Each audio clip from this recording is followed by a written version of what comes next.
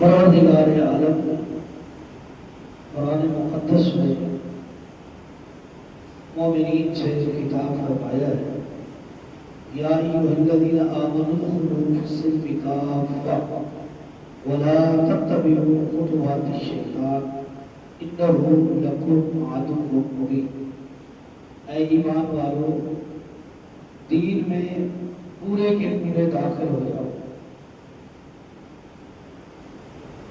ولا تتبعوا خطوات الشیطان، شیطان کی پیروی مت کرو، انہ لکم عدو مبین، بے شک شیطان تمہارا کھلا دشمن ہے، شیطان تمہارا واضح دشمن ہے۔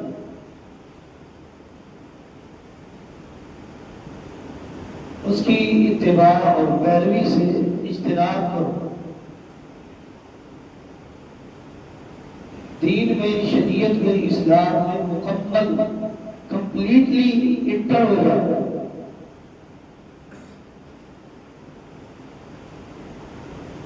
جب میں اور آپ دین میں مکمل داخل ہو جائیں گے، میں اپنی اصلاح کروں گا، آپ اپنی اصلاح کریں گے، معاشرہ اسٹریٹ لائن اور سیدھے راستے پر چل پڑے گا۔ معاشرے کی اصلاح اور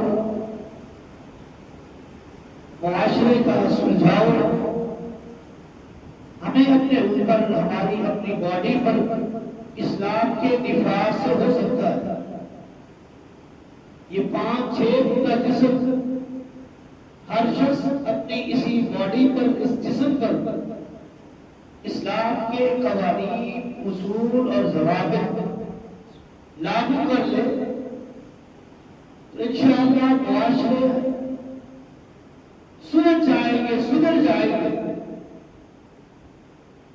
معاشرے بگاڑ سے رائے راست پر آ جائیں گے۔ سلجھانا اور سنوارنا اپنے آپ کو ہم نے خود سدھریں گے کیسے؟ جب اسلام میں داخل ہوں گے، اسلام میں داخل ہوں گے تو سدھریں گے۔ اسلام نے جس سے منع کیا ہے اس سے رکنا ہے، اسلام نے جس چیز کو کرنے کا حکم دیا ہے اس کی بجا آوری کرنا ہے۔ اسلام نے سود سے منع کیا، چوری سے منع کیا، ڈکیتی سے منع کیا، رہزنی سے منع کیا، زنا سے منع کیا، بدعنوانی سے منع کیا، کرپشن سے اسلام نے منع کیا ہے۔ یہ سارے راستے اسلام کے منع کرتا ہے۔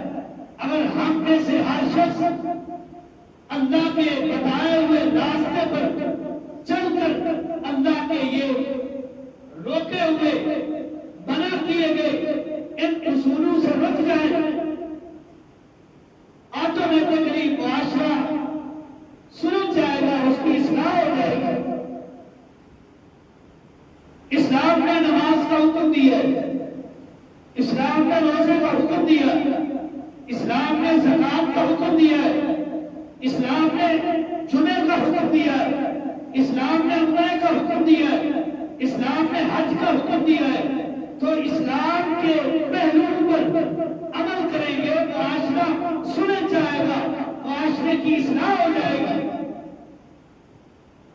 جب معاشرہ سلجھے گا، ایک دوسرے کو کراہت کریں گے، روکیں گے، منع کریں گے، اسٹریٹ لائن پر چلانے کی کوشش کریں گے، نیکی کی طرف بلائیں گے، گناہ سے منع کریں گے، معاشرے کی اصلاح ہو جائے گی۔ پھر اللہ رب کائنات کا وہ وعدہ ثابت ہوگا، کنتم خیر امت اخرجت للناس تأمرون بالمعروف وتنہون عن المنکر وتؤمنون باللہ۔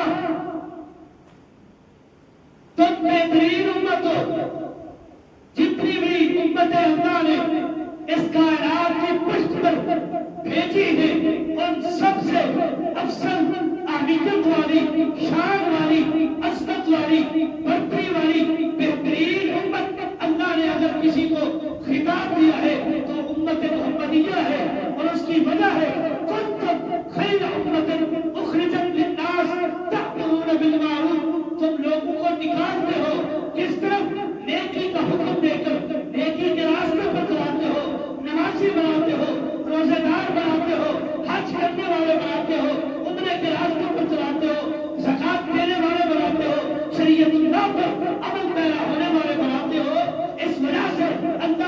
میں بہترین امت کہا ہے۔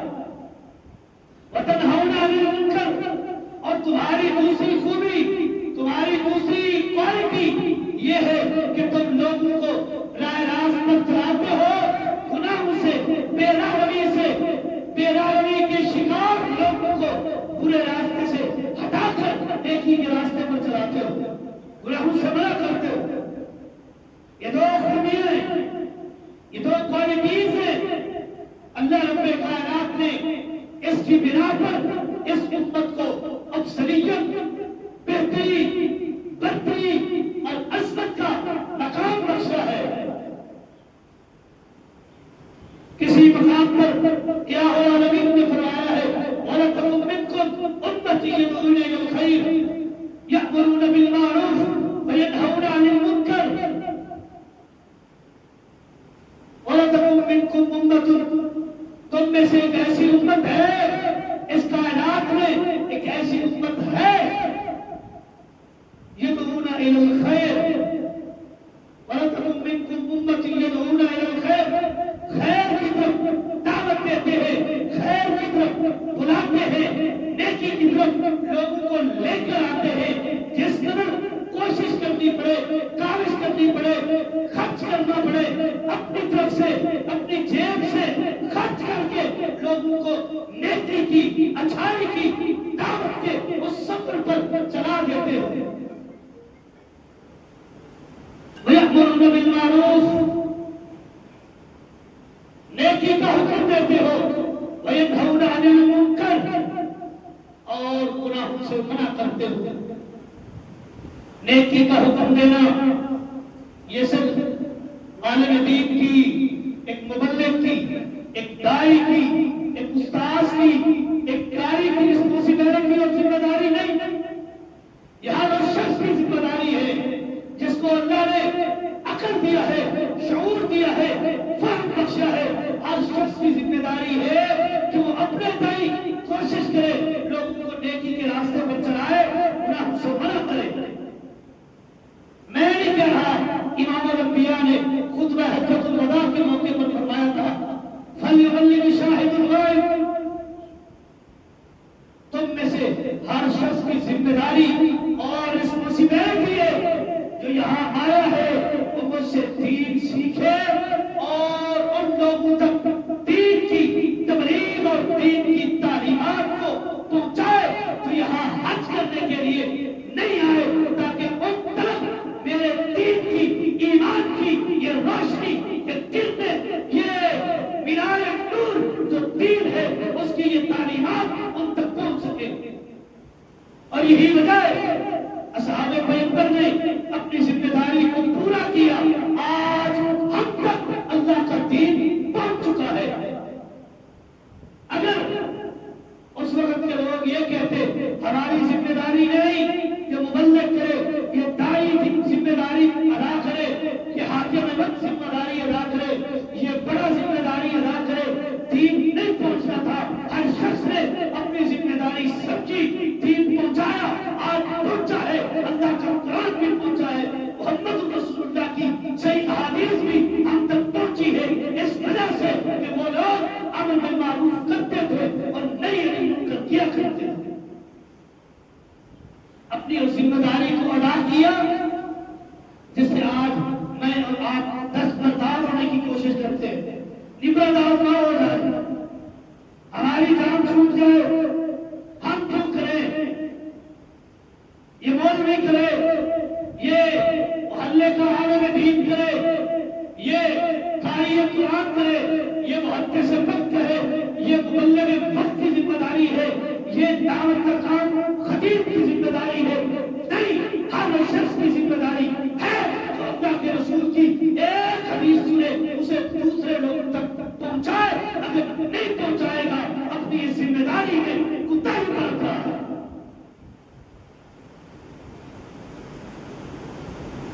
اور اللہ کو اپنے دین میں کوتاہی برداشت نہیں ہے۔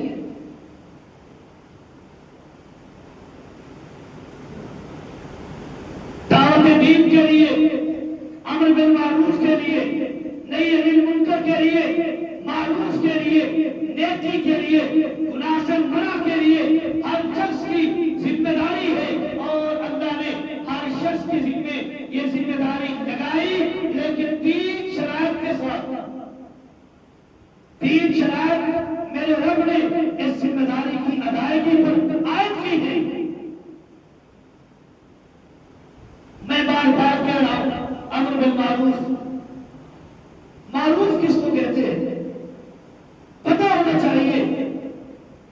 نیکی کسے کہتے ہیں؟ معروف ہر وہ عمل جس کی قرآن و سنت میں ترغیب موجود ہو، قرآن و سنت نے رغبت دلایا ہو کہ یہ عمل کرو، اسے معروف کہتے ہیں۔ اور ہر وہ عمل جس کے کرنے والے کی تعریف اللہ کے قرآن میں موجود ہو، محمد رسول اللہ کے فرمان میں موجود ہو، وہ معروف ہے۔ اور منکر وہ ہے ہر وہ عمل جس کی رکاوٹ، جس کا منع ہونا قرآن و سنت سے ثابت ہو کہ اس سے قرآن و سنت میں اللہ نے شریعت اللہ میں منع کیا ہے، وہ منکر ہے۔ یہ دوسری تعریف، ہر وہ عمل جس کے کرنے والے کو عذاب ملے، سزا ملے، وعید سنائی جائے، وہ کام منکر ہے۔ نیکی وہ جس کا رغبت اور شوق قرآن و سنت میں موجود ہو اور کرنے والے کی تعریف قرآن و سنت میں موجود ہو۔ اب معروف اور منکر یہ دو کام ہیں، لیکن دونوں کے لیے اللہ نے شرائط عائد کی ہیں۔ 3 شرائط عائد ہیں۔ سب سے پہلے مبلغ کے لیے، ہر داعی کے لیے، ہر دعوت دینے والے کے لیے، ہر دین کے پھیلاؤ کا سبب بننے والے کے لیے یہ 3 شرائط ہونا لازمی ہے۔ سب سے پہلے امر بالمعروف کرنے کے لیے، نیکی کا حکم دینے کے لیے، جو شخص یہ کام کر رہا ہے، نیکی کا حکم دے رہا ہے، اس کے پاس علم کا ہونا لازمی اور ضروری ہے۔ علم ہو، بغیر علم کے نہیں۔ آج کل بچوں اپنی سوچ، اپنی فکر، اپنی فہم، اپنا عقل، اپنی ادراک لوگوں کو بیان مت کرے۔ امر بالمعروف کرنا ہے، حوالہ دیجیے اللہ کے قرآن کا، محمد رسول اللہ کے فرمان کا۔ یہ علم ہے، اس کے علاوہ کوئی چیز علم نہیں ہے۔ علم ہونا ضروری ہے۔ یہ میری بات نہیں، اللہ کا قرآن اسی دعوت دین کے لیے علم کی اس شرط کو منشن فرماتا ہے۔ فَاعْلَمْ أَنَّهُ لَا إِلَٰهَ إِلَّا اللَّهُ وَاسْتَغْفِرْ لِلْمُؤْمِنِينَ وَالْمُؤْمِنَاتِ۔ فَاعْلَمْ، علم حاصل کیجیے، جان لیجیے، پہچان لیجیے، معرفت حاصل کیجیے، علم حاصل کیجیے۔ پھر علم کے بعد اس علم کو جو آپ نے حاصل کیا، جو قرآن و سنت پر مبنی ہے، اس کو پھیلائیے۔ اگر علم نہیں، امر بالمعروف کا کام نہیں کرنا، نہیں انل منکر نہیں کرنا۔ علم ہونا ضروری ہے۔ ایک اور مقام اللہ کے قرآن کا، قُلْ هَٰذِهِ سَبِيلِي أَدْعُو إِلَى اللَّهِ عَلَىٰ بَصِيرَةٍ أَنَا وَمَنِ اتَّبَعَنِي۔ آپ کہہ دیجیے یہی میرا راستہ ہے، میں اس کی طرف آپ کو بلا رہا ہوں، علم کے ساتھ، بصیرت کے ساتھ، سبق کے ساتھ، عقل کے ساتھ، علم اور معرفت اور پہچان کے ساتھ آپ کو اللہ کا راستہ دکھا رہا ہوں۔ جب اللہ نے اپنے برگزیدہ پیغمبر امام الانبیاء کا فرمایا، اقرأ بسم ربک الذی خلق، خلق الانسان من علق، اقرأ وربک الاکرم الذی علم بالقلم۔ اس رب کے نام سے پڑھیے جس نے تمہیں پیدا کیا، جس نے کائنات کو پیدا کیا جمے ہوئے خون سے۔ وہ رب جو بڑا رحیم ہے، وہ رب اس کے نام سے پڑھیے جس نے تمہیں معرفت، پہچان اور علم سے نوازا ہے۔ علم آیا، اللہ نے جو وحی کی، جو معرفت اللہ نے امام الانبیاء پر نازل فرمائی، جو علم اللہ نے علم نبوت کی صورت میں امام الانبیاء پر نازل فرمایا، اسی علم نبوت کو امام الانبیاء نے بیان فرمایا۔ تو سب سے پہلے داعی کے لیے، مبلغ کے لیے عالم، علم والا ہونا، معرفت والا ہونا، پہچان والا ہونا لازمی اور ضروری ہے۔ دوسری شرط،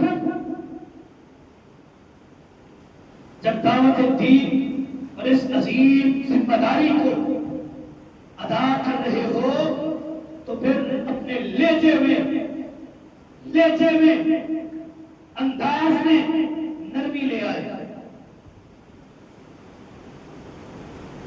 اللہ نے اپنے دو برگزیدہ انبیاء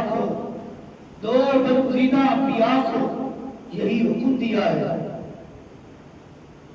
اذهبا إلى فرعون إنه طغى فقولا له قولا لينا۔ اے موسیٰ و ہارون علیہ السلام، آپ کو میں بھیج رہا ہوں فرعون کی طرف، جو بدبخت ہے، سرکش ہے، پھرا ہوا ہے، نافرمان ہے، میرا دشمن ہے، میرا باغی ہے۔ میرے باغی ہونے کے باوجود آپ اس کے پاس جاؤ، فقولا لہ قولا لینا، اس کو میرے دین کی، میری توحید کی دعوت نرم لہجے کے ساتھ دیجیے۔ سرکش ہے، اللہ نے خود بیان کیا، باقی ہے، میرا نافرمان ہے، بدبخت ہے، پیدا میں نے کیا، رزق روزی میں دے رہا ہوں، میں نے جوانی دی، میں نے عمر دی، میں نے شباب دیا، میں نے دولت دی، میں نے حکومت دی، باوجود اس کے وہ میرا باغی ہے۔ وہ خود کہتا ہے کہ میں انا ربکم الاعلی، میں سب سے بڑا رب ہوں۔ وہ سرکش ہے، وہ نافرمان ہے، وہ بدبخت ہے، وہ باغی ہے، لیکن آپ کی ذمہ داری ہے، آپ ان کے پاس جاؤ، میرے دین کی دعوت نرم لہجے سے دیجیے۔ یہاں رک کر ایک مسئلے کی وضاحت کرنے لگا۔ آج کہا جاتا ہے دعوت دین، کوئی مشرک ہے اس کو شرک سے منع نہ کرو۔ اگر آپ کہو گے کہ وہ شرک کر رہا ہے تو وہ دین کی طرف آئے گا کہاں؟ نرم لہجہ رکھے، نہیں بھائی، توحید کا معاملہ ہو، غیرت توحید کا تقاضا یہ ہے کہ توحید کے معاملے پر نرم رویہ نہیں رکھنا، نرم رویہ نہیں۔ امام الانبیاء نے دعوت دین نہیں دی، اور پہاڑ مکہ میں پہاڑ پر کوہ صفا پر چڑھ کر امام الانبیاء نے دعوت دین دی، قولوا لا الہ الا اللہ تفلحون تملک العرب والعجم۔ لا الہ الا اللہ کہہ لو، اقرار کر لو لا الہ الا اللہ کا، تملک العرب والعجم، عرب بھی تمہارا غلام ہوگا، عجم بھی تمہارا غلام ہوگا۔ جن لوگوں نے مانا ابو بکر صدیق بنے، عمر فاروق بنے، اور جنہوں نے نہیں مانا دعوت توحید کو، اللہ نے کیا فرمایا؟ تبت یدا ابی لہب وتب ما اغنی عنہ مالہ وما کسب سیصلی نارا ذات لہب وامرأتہ حمالۃ الحطب فی جیدها حبل من مسد۔ اللہ نے ابو لہب کو، جس نے دعوت توحید کا انکار کیا، اللہ نے فرمایا تیرے دونوں ہاتھ ہواؤں پر باندھ۔ توحید کی غیرت کا تقاضا ہے توحید کھل کے بیان کی جائے، اللہ کی وحدانیت، اللہ کی ربوبیت، اللہ کی الوہیت، اللہ کی اسماء و صفات کو واضح اور کھلا انداز میں بیان کیا جائے۔ اس میں کسی قسم کی روڑیات کی ضرورت نہیں۔ ہاں، نرم لہجہ اختیار کیجیے، اپنی باتوں میں انداز نرم رکھیے، گالی گلوچ نہ دیجیے، برا بھلا نہ کیجیے، لڑائی جھگڑا نہ کیجیے، لیکن دعوت توحید میں ہچکچاہٹ نہ کریں۔ اذهبا الى فرعون انه طغى فقولا له قولا لینا۔ فرعون کے پاس جاؤ، میرے دین کی دعوت کو نرم لہجہ اختیار کرو۔ ادعو الى سبیل ربک بالحکمت والموعظۃ الحسنہ، اللہ کے راستے کی طرف ادعو الی سبیل ربک، اپنے رب کے راستے کی طرف دعوت دو، بالحکمت والموعظۃ الحسنہ، حکمت کے ساتھ، دانائی کے ساتھ، اچھی عمدہ نصیحتوں کے ساتھ اللہ کی طرف بلاؤ۔ عمدہ اور اچھی نصیحتیں کیا ہیں؟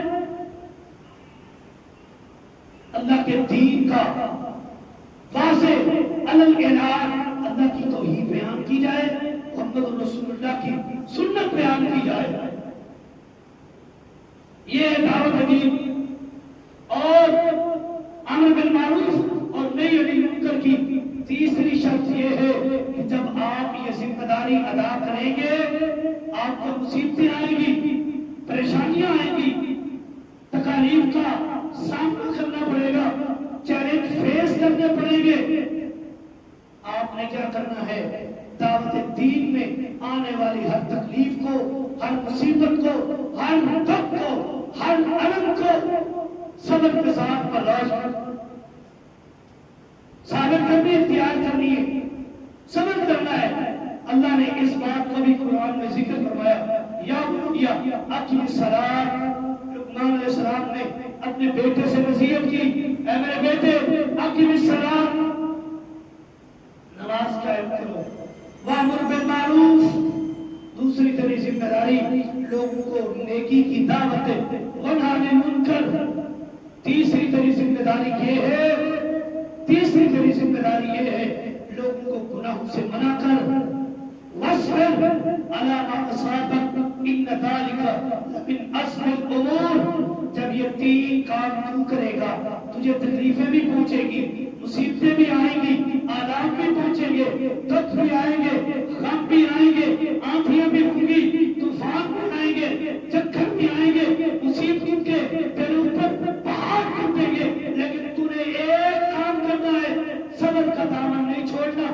واصبر علی ما اصابک ان ذلک لمن عزم الامور۔ جب تو صبر کرے گا تو سب سے بڑے کام کو سر انجام دے رہا ہے۔ صبر کرنا ہے، صبر کرنا ہے۔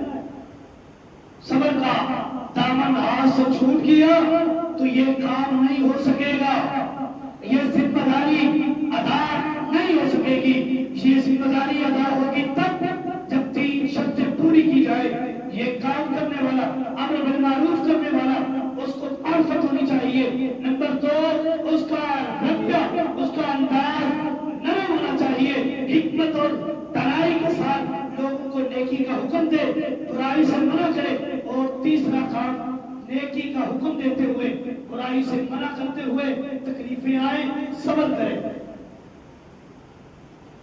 اسی طرح منکر کی بھی اللہ نے تین شکلیں بیان کی ہیں۔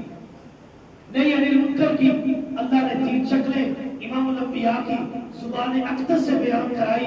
من رأى منکم منکرا فلیغیرہ بیدہ، اگر کسی شخص کو گناہ کرتے دیکھ لیا ہے اور آپ کے پاس طاقت ہے کہ اس کو ہاتھ سے منع کرو، تو آپ پر ذمہ داری ہے، آپ پر یہ رسپانسبلٹی آ جاتی ہے کہ آپ ہاتھ سے روکیں۔ کیا مانا؟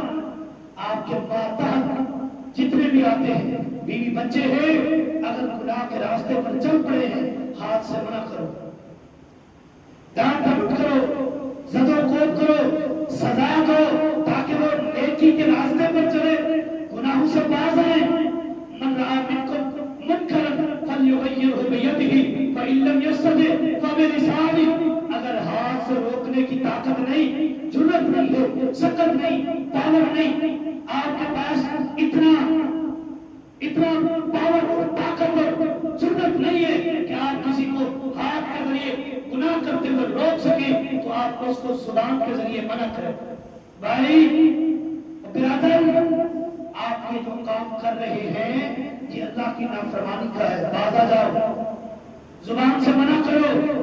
اگر زبان سے منع کرنے کی بھی طاقت نہیں، فإن لم يستطع فبقلبه وذلك أضعف الإيمان، پھر اس کو دل سے برا جان کہ یہ اللہ کا نافرمان ہے، رسول اللہ کا نافرمان ہے، گناہ گار ہے، باغی ہے، طاغی ہے، بدبخت ہے، نافرمان ہے، سرکش ہے، دل سے برا جان، وذلك أضعف الإيمان، یہ ایمان کا سب سے کمزور ترین درجہ ہے۔ اگر کسی گنہگار کو دل سے بھی تو برا نہیں جانتا، اپنے آپ کو مومن نہیں کہہ سکتا۔ مومن بنے گا تب جب کسی گنہگار کو دل میں بھی برا جان کہ یہ گنہگار ہے، اس کا ہر کام رب کی نافرمانی کا ہے، رسول اللہ کی نافرمانی کا ہے۔ جب دل سے برا جانے گا تو پھر تیرے اندر رتی کے برابر ایمان ہے، اگر نہیں ایمان کی غیرت ختم، تیرے اندر ایمان بھی نہیں رہا، تیرے اندر ایمان کی مٹاس اور چاشت بھی نہیں رہی، ایمان کی وہ قوت اور طاقت بھی نہیں رہی، تو مومن بھی نہیں رہا۔